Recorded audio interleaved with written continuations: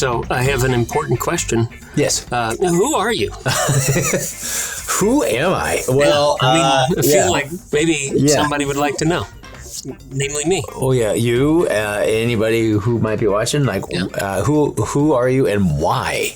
Oh, that's a good follow-up. That's a good follow-up. Why should I care? Right. I think when I was a kid, I was always more of a movie kid, tuned into pop culture, television, old TV, old movies. When I was little, I was the monster kid because I liked watching all those old monster movies. Yeah. And here in St. Louis, we had two networks, two stations. We had Channel 11 and Channel 30. And on the weekends, they would show old horror movies. I think they were cheap. Mm-hmm. And there used to be a show called Creature Features, and it was always a double feature of old horror movies. And I would watch those and eat those up. And I would always have, I'd watch them and then I have nightmares. And it was the same thing when I was a kid, and I'd watch Ultraman and Johnny Sacco. I would watch those and then I'd wake up with nightmares because of the big giant monsters. Yeah. If you haven't seen those, your big thing was, I don't do it unless it gives me nightmares. Yeah, I always would wake up with nightmares. I remember every night when I'd wake up, my mom would be like, "That's it, you can't watch it anymore." No, I'm okay. But it was just really tuned into that kind of stuff, and I always just really got passionate and excited about old movies. Movies in general. I mean, to me, they weren't old.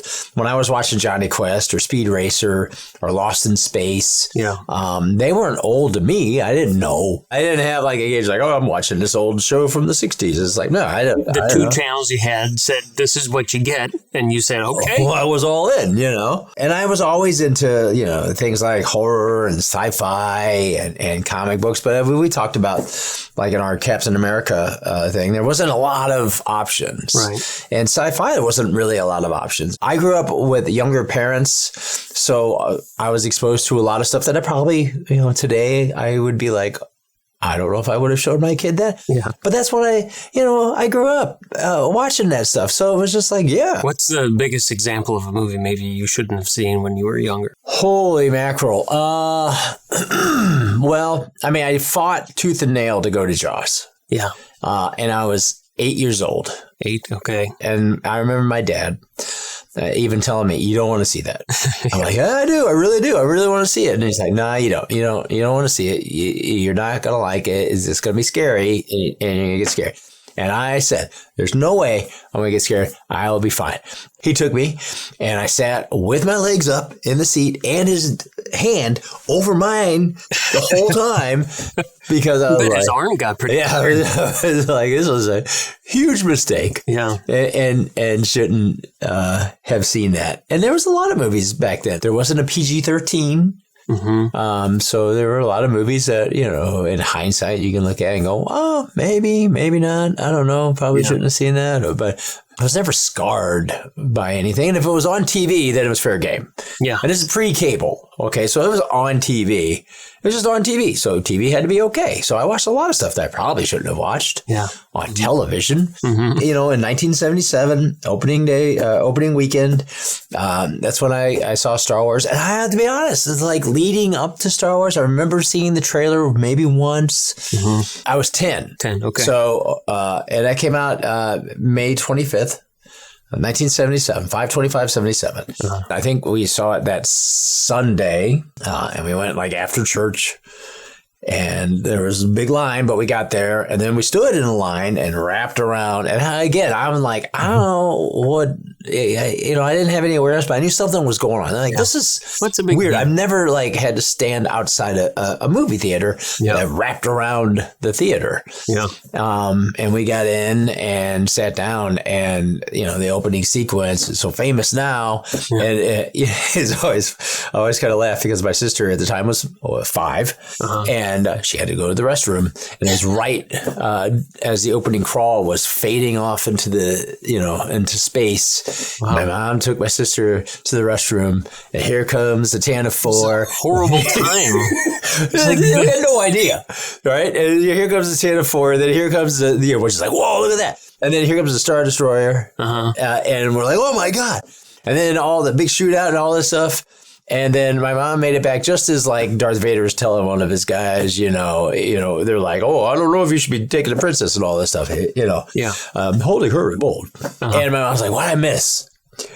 My dad's like, oh my God.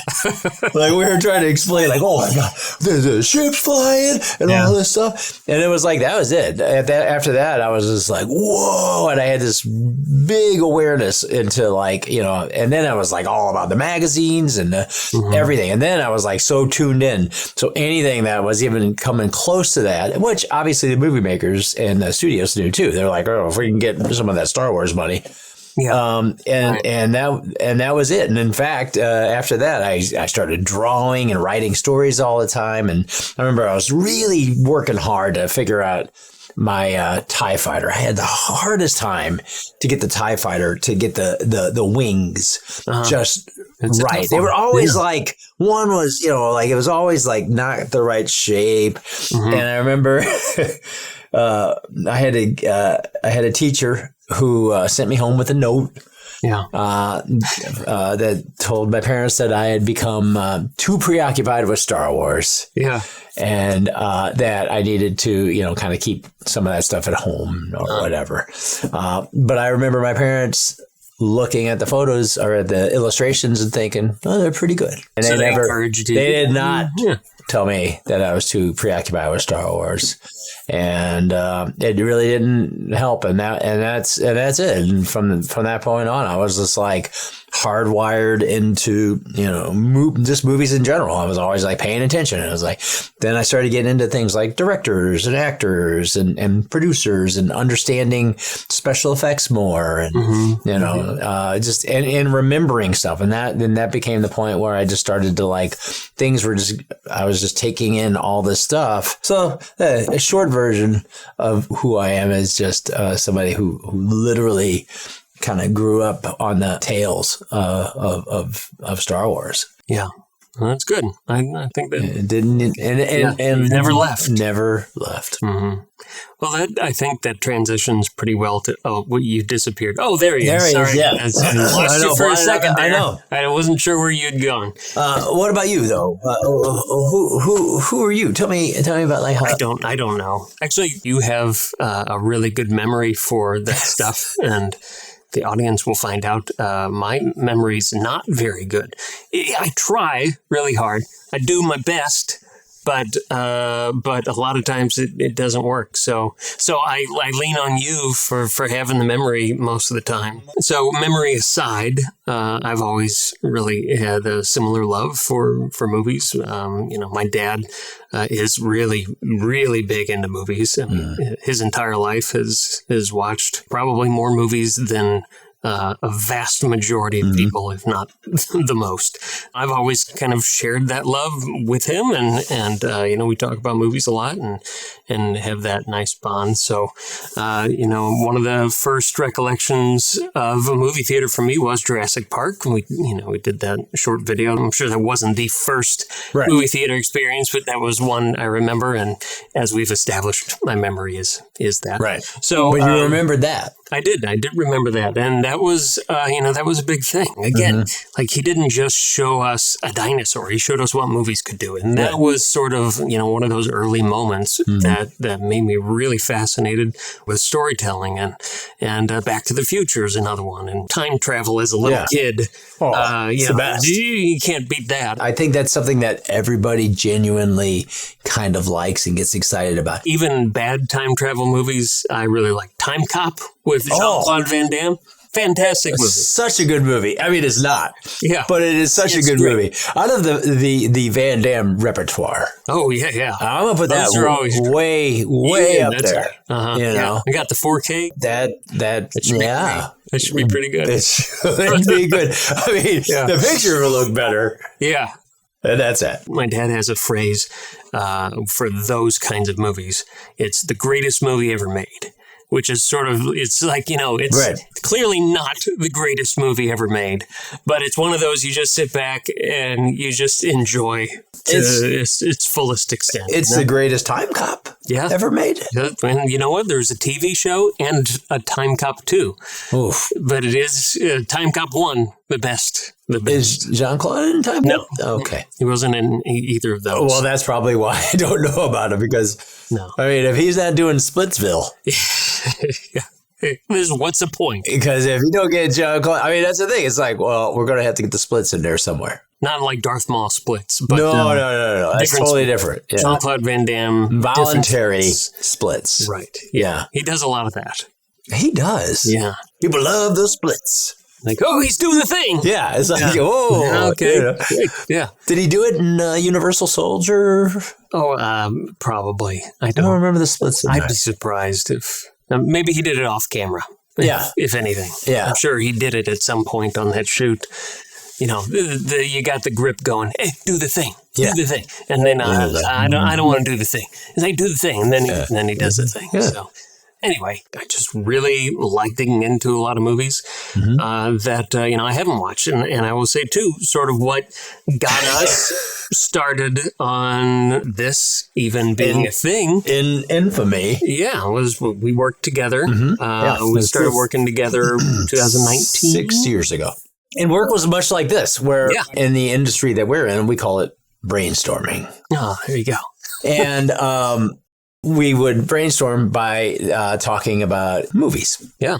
There are even sort of pilot episodes to this with other clients that we had where we just do stupid stuff. And we said, hey, that'd be fun to actually do that for ourselves. I knew you were a movie guy because I walked into your office. And saw all my junk. And you had all of this stuff. And you had, all the Funko figures and a lot of like replicas and cars and stuff like that. And I'm like, yeah, this guy, he's speaking my language. And I think I even said, all the junk. And then you're like, oh, this isn't junk. Yeah, it's not junk. It's very special.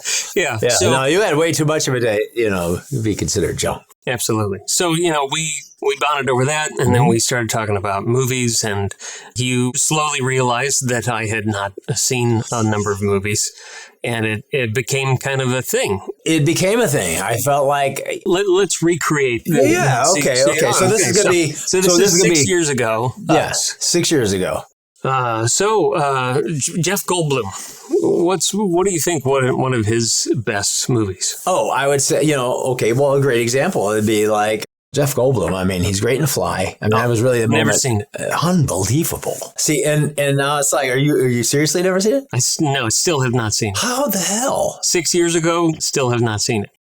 So this would be the reaction. This is and still is the reaction. Do we need to have a bake sale to help you? Probably. Well, I was too busy watching Captain America 1979 3 or 4 times. But anyway, what sort of led us, I think at one point we said, hey, wouldn't it be funny if we started a podcast? Yeah. Where you'd say movie, I'd say I've never seen it.